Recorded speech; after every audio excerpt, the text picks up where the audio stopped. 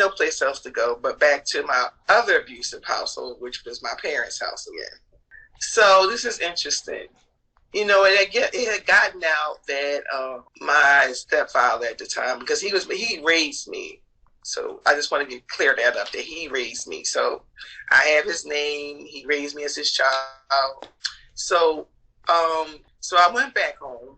Because it had gotten out, I was sitting there in the chair, and he just hauled off and slapped me.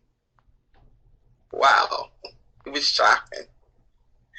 It was like, who are you? But yeah, so that was my reward for having to go back home to live.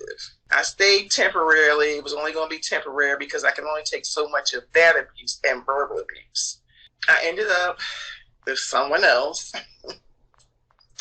that I dated that was another abusive relationship.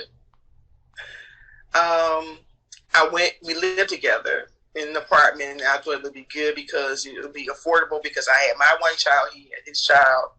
And so it started off that way. Had I had any idea, did I know him long enough for me to know that he would be abusive about red flags, things I didn't know at this time? I'm still young. I would say I was maybe 23 by this time. He was abusive towards me, but then he started being abusive towards my son. That's what the problem became. And so then me defending my son led me to extensive beatings.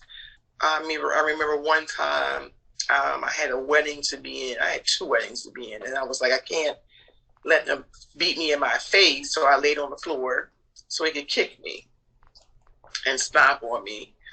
I think I have like neck injuries and things like that from that ordeal now.